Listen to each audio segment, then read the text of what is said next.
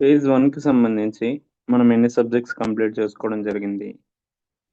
First AP history complete చేసుకున్నాం. AP history AP హిస్టరీకి ప్యారలల్గా ఏం చదివాం? జాగ్రఫీ చదవడం జరిగింది. దెన్ ఆ తర్వాత Indian polity, Indian history. So మొత్తంగా మనం 4 సబ్జెక్ట్స్ అయితే కంప్లీట్ చేసుకోవడం జరిగింది. ఇక ఈ 1 మంత్ ప్రత్యేకంగా సెప్టెంబర్ 1 నుంచి సెప్టెంబర్ 30 వరకు మీరు ఏ ఏ టాపిక్స్ కవర్ చేయాలి అనేటటువంటి అంశం గురించి ఇక్కడ ప్రత్యేకంగా మాట్లాడతాం. మనకి ఇంకా ఏ ఏ టాపిక్స్ మిగిలిపోయాయి? వన్ ఈజ్ ఇండియన్ సొసైటీ, భారతీయ సమాజం, దీంతో పాటు ఇండియన్ ఎకానమీ, ఏపీ ఎకానమీ, అదేవిధంగా science and technology, environment. So ఇంకో థింగ్ ఏంటంటే మీరు ఇవి ప్యారలల్గా చదువుతూనే ఈవెన్ మనకి ఇచ్చినటువంటి షెడ్యూల్లోనే కరెంట్ అఫైర్స్తో పాటు రీజనింగ్ అండ్ యాప్టిట్యూడ్ కూడా యాడ్ చేయడం జరిగింది. సో దట్ మీకున్నటువంటి లేజర్ టైంని కరెంట్ అఫైర్స్ మంత్లీ మ్యాగజైన్స్ కూడా చదువుతూ ఉంటే అటు ప్యారలల్గా ప్రిలిమ్స్కి సంబంధించినటువంటి కరెంట్ అఫైర్స్, మెంటల్ ఎబిలిటీ కూడా కంప్లీట్ అవ్వడానికి అవకాశాలు ఉంటాయి. ఓకేనా? సో అయితే ప్రత్యేకంగా ఈ మంత్ సెప్టెంబర్ 1 నుంచి మీరు ఏమేమి చదువుకోవాలి అనేటటువంటి అంశం గురించి ఇక్కడ ప్రత్యేకంగా మాట్లాడతాం. మీ అందరికీ ఇండియన్ ఎకానమీ ఓపెన్ చేసిన వెంటనే ఫస్ట్ వచ్చేది ఏంటంటే నేషనల్ ఇన్కమ్, జాతీయ ఆదాయము అనేటటువంటి టాపిక్. సో దట్ మీరు ఎలాగా ఫస్ట్ నుంచి అదే చదువుతున్నారు కాబట్టి నేషనల్ ఇన్కమ్, దానికి సంబంధించిన కాన్సెప్ట్స్ ఎలా మెజర్ చేస్తారు, దానికి రిలేటెడ్గా ఉన్నటువంటి methods, income method, output method, expenditure method, right. ఈ మెథడ్స్ ఏవైతే ఉన్నాయో అవి ఫర్ ఎగ్జాంపుల్ ఒకప్పుడు కాలంలో జాతీయ ఆదాయం, నేషనల్ ఇన్కమ్ మీద ఎక్కువగా ప్రశ్నలు అనేవి అడగడం జరిగింది. ముఖ్యంగా అక్కడ ఏవైతే ఫార్ములాస్ ఉంటాయో వాటికి, అంటే ఏ విధంగా క్యాలిక్యులేట్ చేస్తారు, for example GDP, GNP, NNP, NDP. So వీటిని ఏ విధంగా క్యాలిక్యులేట్ చేస్తారు, ఫ్యాక్టరీ కాస్ట్లు ఏ విధంగా క్యాలిక్యులేట్ చేస్తారు, మార్కెట్ ప్రైస్లు ఏ విధంగా క్యాలిక్యులేట్ చేస్తారు, ఇటువంటివి ఎక్కువగా అడగడం జరిగింది. బట్ రీసెంట్ ట్రెండ్స్లో చూసుకుంటే ఈ ఫార్ములా బేస్ నుంచి కొంతవరకు కాన్సెప్ట్స్, అప్లికేషన్ ఓరియంటేషన్గా మనకి ఎగ్జామ్లో అయితే అడగడం జరిగింది. సో దట్ మీరు ఎప్పుడైనా ఫోకస్ చేస్తూ చదివితే నేషనల్ ఇన్కమ్ని కొంచెం కాన్సెప్ట్ ఓరియంటేషన్గా చూసుకోండి. At the same time previous year క్వశ్చన్స్ని కూడా ఒకసారి దృష్టిలో పెట్టుకొని చదవడానికి ప్రయత్నించండి. ప్రీవియస్ ఇయర్ క్వశ్చన్స్ అన్నామంటే కేవలం గ్రూప్ 2 మాత్రమే కాదండి, ఈవెన్ యూపీఎస్సి ప్రీవియస్గా ఉన్నటువంటి గ్రూప్ 1 ప్రీవియస్ ఇయర్ పేపర్స్ కూడా ఒకసారి చూసి ఎకానమీ పాయింట్ ఆఫ్ వ్యూలో ప్రత్యేకంగా నేషనల్ ఇన్కమ్ టాపిక్ నుంచి ఎలా అడిగాడు, ఎలా ఉన్నాయి అనేది చూసుకొని ప్రిపేర్ అవ్వండి. అట్ ది సేమ్ టైం మనం నేషనల్ ఇన్కమ్కి సంబంధించి ఏం చదవాలి, ఎలా చదవాలి, దేని నుంచి ప్రశ్నలు అడుగుతున్నాడు, ఇటువంటివన్నీ మనం డైలీ షెడ్యూల్లో భాగంగా వీడియోస్ చేస్తాం కాబట్టి so that don't worry. Then ఆ తర్వాత ఇండియన్ ఎకానమీకి ప్యారలల్గా ఇండియన్ సొసైటీ అనేటటువంటిది కూడా చదవండి. So meaning and features of Indian society, భారతీయ సమాజం యొక్క లక్షణాలు ఏంటి అనేది. అంటే ఇంకో థింగ్ ఏంటంటే ఇండియన్ సొసైటీ అలానే ఇండియన్ ఎకానమీకి సంబంధించి ఎక్స్ప్లెనేషన్ వీడియో అనేది ఇంకా పెట్టలేదు సిలబస్కి సంబంధించి. సో అది కూడా మీకు అప్లోడ్ చేస్తాను. సో దట్ మీకు సిలబస్ అనేది ఖచ్చితంగా తెలుసుకోవాలి, సిలబస్ దాని మీద పూర్తి అవగాహన ఉండాల్సినటువంటి అవసరం కూడా ఉంది. అంటే ఎక్కడేదో చెప్తున్నాను కాదు, ప్రతిసారి కూడా ఎక్కువగా స్ట్రెస్ చేసేది ఏంటి అంటే సిలబస్ అలానే ప్రీవియస్ ఇయర్ క్వశ్చన్స్. సో ప్రతి సబ్జెక్ట్కి సంబంధించి ఆల్రెడీ మనం సిలబస్ని ఎక్స్ప్లెనేషన్ చేసాం. దీంతో పాటు ప్రీవియస్ ఇయర్ క్వశ్చన్స్ ఎక్కడి నుంచి ఇస్తున్నారు అంటే మనం డైలీ ఎంసీక్యూస్ ఇస్తున్నాం కదా, ఆ డైలీ ఎంసీక్యూస్ అన్నీ కూడా ప్రీవియస్ ఇయర్ క్వశ్చన్సే. సో వీటితో పాటు అదనంగా మీరు యూపీఎస్సీ పీవైక్యూస్ కూడా ఒకసారి చూస్తే మీకు బెటర్గా ఉంటుంది. అంటే గ్రూప్ 2 అన్నామనేసి కేవలం గ్రూప్ 2 స్థాయిలో మాత్రమే కాకుండా గ్రూప్ 2 కంటే కొంచెం పరిధి దాటే విధంగా మనం చదువుకున్నామంటే ప్రశ్నాపత్రం ఎలా ఇచ్చినా కూడా మనం ఈజీగా ఆన్సర్ చేయడానికి ఛాన్సెస్ ఉంటాయి. అంటే కొన్నిసార్లు ఫ్యాక్చువల్ బేస్డ్ డైరెక్ట్ క్వశ్చన్స్ రావచ్చు, కొన్నిసార్లు అనలిటికల్గా, అప్లికేషన్ ఓరియంటెడ్గా, కాన్సెప్ట్ బేస్డ్గా ప్రశ్నలు అడిగాడు అంటే అప్పుడు మనం కొంచెం మన యొక్క ఆలోచన సరళి అనేది కూడా విశాల దృక్పథంతో చదువుకోవాల్సినటువంటి అవసరం ఉంది. అలా చదవాలి అంటే యూపీఎస్సి దాంతోపాటు గ్రూప్ 1 ప్రీవియస్ ఇయర్ పేపర్స్‌ని కూడా ఒకసారి తిరిగేశారంటే ఇంకా కొంచెం బెటర్ క్లారిటీ వస్తుంది సబ్జెక్ట్స్ మీద. దెన్ ఆ తర్వాత ఇది 2వ తేదీ. సో, మొత్తంగా మనం సెప్టెంబర్ 30 వరకు కూడా Indian economy and also Indian society ఈ 2 సబ్జెక్ట్స్‌ని కంప్లీట్ చేసుకోవడం జరుగుతుంది. సో, ఈ 1 మంత్ షెడ్యూల్ అనేది నేను మళ్ళీ టెలిగ్రామ్‌లో మీకు స్పెషల్‌గా అందిస్తాను. So that don't worry. మీకు ఏమేం చదువుకోవాలి, ఏంటి అనేది ఒక క్లారిటీ ఉంటుంది అనేటటువంటి ఉద్దేశంతో సిలబస్‌ని దృష్టిలో పెట్టుకొని మీకు అందివ్వడం జరిగింది. సో, ఇఫ్ ఇన్ కేస్ ఎవరైనా మెంటర్‌షిప్ ప్రోగ్రామ్‌లో జాయిన్ అవ్వాలి అనుకుంటే ప్రీవియస్‌గా అయినటువంటి సబ్జెక్ట్స్ ఏవైతే ఉన్నాయో, మేము వాటిని ప్రాపర్‌గా ఏవైతే డైలీ షెడ్యూల్స్, డైలీ టార్గెట్స్ ఉన్నాయో, వాటిని ప్రాపర్‌గా ప్లాన్ చేసుకొని జాయిన్ అవుతాము అనుకుంటే జాయిన్ అవ్వండి. At the same time Indian economy, Indian society కూడా కంటిన్యూ అవుతది కాబట్టి, దీన్ని కూడా ప్యారలెల్‌గా చదువుకోండి. అంటే ఇప్పుడు ఉన్నటువంటి టైంని సరిగ్గా యుటిలైజ్ చేసుకుంటేనే మీరు ఇందులో ముందుకు రాగలరు. లేదంటే ఖచ్చితంగా చదవకుండా బెటర్ ఇంకేదైనా చదువుకుంటేనే హ్యాపీగా ఉండొచ్చు. రైట్, ఇక నెక్స్ట్ డేలో economic growth and economic development. దీనికి 2 డేస్ అయితే ఇవ్వడం జరిగింది.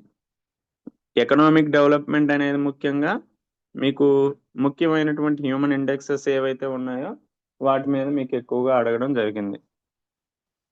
For example human development index, gender inequality index, global gender gap report, ఇవన్నీ కూడా ఎకనామిక్ డెవలప్‌మెంట్‌లో వచ్చేటటువంటి సూచీలు. మనకి ఎక్కువగా దీని నుంచి అడగాలంటే ఈ ఇండెక్సెస్ మీద బేస్ చేసుకొని అడుగుతారు. ఎకనామిక్ గ్రోత్ అంటే ఆల్రెడీ మనం నేషనల్ ఇన్‌కమ్‌లో ఎన్‌డీపీ, ఎన్‌ఎన్‌పీ ఇటువంటివి చదివాం కాబట్టి ఇవి చూసుకోవాలి. అండ్ ఆల్సో ఎకనామిక్ గ్రోత్‌లో ఏం చదవాలి, ఎకనామిక్ డెవలప్‌మెంట్‌లో ఏం చదవాలి అనే దాని గురించి కూడా డీటెయిల్‌గా మనం డైలీ షెడ్యూల్‌లో వీడియో చేద్దాం. So that don't worry. Then ఆ తర్వాత ఫ్యామిలీ సిస్టమ్ ఇన్ ఇండియా. భారతదేశంలో కుటుంబ వ్యవస్థ ఏ విధంగా ఉండేది? ఇదంతా కూడా మనకి ఫస్ట్ చాప్టర్. ఇండియన్ సొసైటీ ఇచ్చినటువంటి సిలబస్‌లో ఇండియన్ సొసైటీ యొక్క స్ట్రక్చర్ అండ్ కాంపోజిషన్ ఏ విధంగా ఉంటుంది అనే దాంట్లో మీనింగ్, అలానే ఫీచర్స్ ఏంటి ఇండియన్ సొసైటీలో, ఫ్యామిలీ సిస్టమ్, మ్యారేజు, కిన్‌షిప్ అంటే వివాహము, బంధుత్వము, దీంతో పాటు కుల వ్యవస్థ, లక్షణాలేంటి, ఏ విధమైనటువంటి మార్పులొచ్చాయి. సో, ఈ విధంగా ఒక్కొక్కటి మీరు ఒక్కొక్క రోజు కంప్లీట్ చేసుకోవాల్సినటువంటి అవసరం ఉంది. ఇక్కడ ఒకటి 1 డేలో ఇచ్చామంటే అది ఖచ్చితంగా ప్రతి దగ్గర కూడా రిపీట్ అయ్యుంటుంది అనేటటువంటి ఉద్దేశంతోనే దీన్ని తక్కువగా కొన్ని సార్లు ఇవ్వడం జరిగింది. దెన్ ఆ తర్వాత ఇండియన్ ఎకానమీ చూడండి. ఆక్యుపేషనల్ ప్యాటర్న్, ముఖ్యంగా సెక్టోరల్ డిస్ట్రిబ్యూషన్‌లో ఏ విధంగా ఆక్యుపేషనల్ ప్యాటర్న్ ఉండాలి అనేసి, దీంతో పాటు ఎకనామిక్ ప్లానింగ్ ఇన్ ఇండియా. మీ అందరికీ ఒక డౌట్ రావచ్చు. సార్ ఏంటి sir economic planning in India ఒక్కరోజే ఇచ్చారు. ఎందుకు అన్ని రోజులు ఇవ్వలేదు అంటే, ఇది ఔట్‌డేటెడ్ టాపిక్. అదేంటి సార్ ఔట్‌డేటెడ్ టాపిక్ అన్నారు అంటే, ఎకనామిక్ ప్లానింగ్ అనేది 5 ఇయర్స్ ప్లాన్సే కదా! పంచవర్ష ప్రణాళికలు. ఈ పంచవర్ష ప్రణాళికలు అనేది 2017 వరకు మాత్రమే మనకి ఎగ్జామ్ ఓరియంటేషన్‌లో ఇంపార్టెంట్. దెన్ ఈ ప్లానింగ్ కమిషన్ స్థానంలో 2015 నుంచి నీతి ఆయోగ్ ఎప్పుడైతే వచ్చిందో దీని యొక్క ఆవశ్యకత అనేది క్రమంగా తగ్గిపోతూ వచ్చింది. అండ్ ఆల్సో ప్లానింగ్ కమిషన్ స్థానంలో ఒకప్పుడు ఫైనాన్స్ కమిషన్ అంత బలంగా ఉండేది కాదు. ఎప్పుడైతే ప్లానింగ్ కమిషన్ తీసివేయడం జరిగిందో దాని అప్పటి నుంచి ఫైనాన్స్ కమిషన్ కూడా కొంతవరకు బలోపేతం చెందింది. అట్ ది సేమ్ టైమ్ దీని స్థానంలో నీతి ఆయోగ్ కూడా రావడం జరిగింది కాబట్టి మనకి ప్లానింగ్ కమిషన్ మీద అంత ఎక్కువగా ఇటీవల కాలంలో ప్రశ్నలు కూడా అడగట్లేదు. సో దట్ దీని మీద మరీ అంత ఎక్కువగా ఫోకస్ చేయొద్దు. ఈవెన్ మీరు ఒక 1-2 అవర్స్ పెట్టినా ఎకనామిక్ ప్లానింగ్ ఇన్ ఇండియా ముఖ్యంగా ఈ 5 ఇయర్ ప్లాన్స్ సంబంధించినటువంటి అంశాలు ఏవైతే ఉన్నాయో అవి ఈజీగా కంప్లీట్ చేసుకోవచ్చు. దెన్ ఆ తర్వాత నీతి ఆయోగ్‌కి సంబంధించి నీతి ఆయోగ్ రిలీజ్ చేసేటటువంటి ఇంపార్టెంట్ ఇండెక్సెస్ ఏవైనా ఉన్నా, నీతి ఆయోగ్ రిలీజ్ చేసేటటువంటి ఇంపార్టెంట్ రిపోర్ట్స్ ఏవైనా ఉంటే వాటి మీద ఎక్కువగా ఫోకస్ చేస్తూ చదవండి. ఎందుకంటే ఎకానమీ అనేది ఒక డైనమిక్ సబ్జెక్ట్. ఎకానమీ అనేది ఎప్పుడు కూడా మార్పులు చెందుతూ ఉంటుంది కాబట్టి ఒక సంస్థ భాగంలో దాన్ని రిప్లేస్ చేస్తూ ఇంకో ఆర్గనైజేషన్ వచ్చిందంటే దాని మీద మనం ఫోకస్ చేస్తూ చదవాలి. అంటే సార్ ప్రీవియస్‌వి కూడా మనం చదవాల్సినటువంటి అవసరం ఉంటుంది కదా! అంటే ఎకానమీలో ఏది ఇంపార్టెన్స్ ఉంటుంది అనే దాని మీద ఎక్కువగా శ్రద్ధ పెడుతూ చదవాలి. ఫర్ ఎగ్జాంపుల్ ఇప్పుడు ప్లానింగ్ కమిషన్ స్థానంలో నీతి ఆయోగ్ వచ్చింది కాబట్టి ఈవెన్ నీతి ఆయోగ్ కూడా కామ్గా ఉండట్లేదు. నీతి ఆయోగ్ కూడా చాలా వరకు reports, indexes, bottom up approach తో చాలా వరకు ముందుకు వెళ్తుంది. Even 7 years agenda, 15 years agenda, 3 years agenda, ఇలా ఎన్నో ప్లానింగ్స్ ని రిలీజ్ చేస్తూ ఉంది కాబట్టి నీతి ఆయోగ్ రిలీజ్ చేసేటటువంటి అంశాల మీద మనం ఎక్కువగా ఫోకస్ చేస్తూ చదువుకోవాల్సినటువంటి అవసరం ఉంది. దెన్ ఆ తర్వాత న్యూ ఎకనామిక్ రిఫార్మ్స్ 1991 లో తీసుకొచ్చినటువంటి లిబరలైజేషన్, ప్రైవేటైజేషన్ అండ్ గ్లోబలైజేషన్ కి సంబంధించినటువంటి రిఫార్మ్స్. ఇంకో థింగ్ ఏంటంటే మనం ప్రతి వీకెండ్ కూడా కంప్లీట్ గా రివిజన్ కే పెట్టడం జరిగింది. నార్మల్ గా మన యొక్క ప్రిపరేషన్ ఎప్పుడు కూడా చదువుతూనే ఉంటాం. సో చదువుతూనే ఉంటున్నాం అంటే అది మంచిదే. కానీ నువ్వు చదివింది నీకు లాంగ్ టైంలో గుర్తుండాల్సినటువంటి అవసరం ఉంది కదా. లాంగ్ టైంలో గుర్తుండాలి అంటే ఖచ్చితంగా చేయాల్సింది ఏంటి? రివిజన్ చేయాల్సినటువంటి అవసరం ఉంది. సో ఇలా లాంగ్ టైంలో గుర్తుండాలి అంటే రివిజన్ చేయాలి. ఇంకొక థింగ్ ఏంటంటే వీకెండ్స్ లో రివిజన్ చేయడం మాత్రమే కాకుండా మీరు ఈ రోజు చదివింది గుర్తుండాలి అంటే ఈ రోజు ఈవినింగ్ వచ్చేటప్పుడు కంప్లీట్ చేయాలి. At the same time morning కూడా స్టార్ట్ చేసేటప్పుడు చదువుకోవాల్సినటువంటి అవసరం ఉంది. రైట్. ఆ తర్వాత tribe and ethnicity. So Indian సొసైటీకి సంబంధించి ట్రైబ్ అలానే ఎథ్నిసిటీకి సంబంధించినటువంటి అంశాల గురించి చదువుకోవాలి. దీంతో పాటు ఇండియన్ ఎకానమీకి సంబంధించి నెక్స్ట్ వీక్ లో కూడా మీరు ఏమేమి చూసుకోవాలి? Money and supply. So money supply, ద్రవ్య విధానం, ద్రవ్య సప్లైకి సంబంధించి అండ్ ఆల్సో బ్యాంకింగ్ సంబంధించి దాదాపు 4 days ఇవ్వడం జరిగింది. ఏంటి సార్ ఇంత తక్కువ టైంలో ఇంత ఎక్కువగా కంప్లీట్ చేయగలమా అంటే వన్ థింగ్, మన దగ్గర ఉన్నటువంటి టైం ఏమైనా ఎక్కువ ఉందా అంటే టైం చాలా తక్కువగా ఉంది కాబట్టి మీ యొక్క ప్రిపరేషన్ కూడా ఫాస్ట్ ట్రాక్ లోనే ప్రిపేర్ అవ్వాల్సినటువంటి అవసరం ఉంది. ఫర్ ఎగ్జాంపుల్ ఇప్పుడు October 15 నోటిఫికేషన్ వస్తుంది అంటే ఈరోజు సెప్టెంబర్ అనుకోండి. October 15కి సెప్టెంబర్కి ఎన్ని రోజులు డిఫరెన్స్ ఉంటుంది? 45 రోజులు. పోనీ మళ్ళీ ఇందులో సండేస్ వస్తాయి, అప్పుడప్పుడు మనకి ఇంట్రెస్ట్ పోతుంది. ఇటువంటివన్నీ తీసామంటే మనకు మిగిలేదు 30 రోజులే. దెన్ నోటిఫికేషన్ వచ్చిన తర్వాత ఎగ్జామ్ కూడా తొందరగా పెడతామని చెప్పిన తర్వాత మన దగ్గర ఉన్నటువంటి టైం ఆల్మోస్ట్ చాలా తక్కువగా ఉంటుంది. కాబట్టి ఇప్పుడు ఉన్నటువంటి టైంని ఎఫిషియెంట్ గా యూటిలైజ్ చేసుకున్నాము అంటే మనది సిలబస్ తొందరగా కంప్లీట్ అవ్వడానికి అవకాశం ఉంటుంది. ఇలా RBI functions, commercial banking structure and reforms. Then ఆ తర్వాత ఈ టాపిక్ మీద కొంచెం ఫోకస్ చేస్తూ చదవండి. ఇన్ఫ్లేషన్ మీన్స్ ద్రవ్యోల్బణం. Right. And same time parallel గా ఇండియన్ సొసైటీకి సంబంధించి కూడా చదవండి. ఆల్రెడీ దీనికి సంబంధించి మనం సిలబస్ ఎక్స్ప్లెనేషన్ చేద్దాం. ఇంకో థింగ్ ఏంటంటే ఆల్రెడీ మనం ప్రీవియస్ ఇయర్ పేపర్ ఏదైతే ఉందో ఆ ప్రీవియస్ పేపర్ ను కూడా ఎక్స్ప్లెనేషన్ చేయడం జరిగింది. ఎందులో క్వశ్చన్స్ అడిగాడు, ఎలా అడిగాడు, ఎందుకు అడిగాడు అనే దాని గురించి కూడా మనం ప్రీవియస్ ఇయర్ పేపర్ ఏదైతే ఉందో దాన్ని ఎక్స్ప్లెనేషన్ చేయడం జరిగింది. మొన్న 2024లో ప్రిలిమ్స్ లో నిర్వహించబడినటువంటి పేపర్లో ఏ క్వశ్చన్స్ ఎందుకు, ఎలా అడిగాడు అనేటటువంటి అంశం గురించి కూడా చెప్పాం కాబట్టి ఒకసారి చూడండి. ఈవెన్ అది యూట్యూబ్ లో కూడా అవైలబుల్ గా ఉంటుంది. దెన్ ఆ తర్వాత Indian economy. So every weekend కూడా ముఖ్యంగా సండే ఏదైతే ఉంటుందో సండేని ఖచ్చితంగా మీరు రివిజన్ కి ప్లాన్ చేసుకోమని చెప్పా. సో దానికి అనుగుణంగానే రివిజన్ అయితే చేసుకోండి. దెన్ ఆ తర్వాత fiscal policy, tax structure, Indian agriculture. So Indian agriculture 4 రోజులు ఇవ్వడం జరిగింది. ఇదంతా కూడా ఇండియన్ ఎకానమీకి సంబంధించి. దెన్ ఇండియన్ ఎకానమీకి సంబంధించి మాత్రమే ఇక్కడ ఇవ్వడం జరిగింది. ఏపీ ఎకానమీని కూడా మనం ఇది అయిపోయిన తర్వాత కంప్లీట్ చేద్దాం. సో ఇండియన్ ఎకానమీ అలానే ఇండియన్ సొసైటీని రెండింటినీ కూడా ప్యారలల్ గా చదువుకోండి. దెన్ అది అయిపోయిన తర్వాత ఏపీ ఎకానమీ, దీంతో పాటు సైన్స్ అండ్ టెక్నాలజీ, ఎన్విరాన్మెంట్. వీటిని మనం October 15 వరకు ఎంతవరకు కంప్లీట్ చేయగలమో అంతవరకు కంప్లీట్ చేసుకుందాం.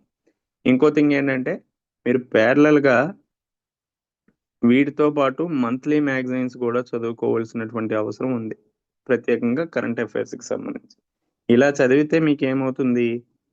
ఇప్పుడు మనం ప్రిలిమ్స్ కి సంబంధించి జాగ్రఫీ, ఇండియన్ హిస్టరీ, ఇప్పుడు సొసైటీ చదివారు. ఈ మూడింటితో పాటు మీరు ఇంకోటి కంప్లీట్ చేయాల్సినవి ఏంటి? One is current affairs, second one is reasoning aptitude, mental ability.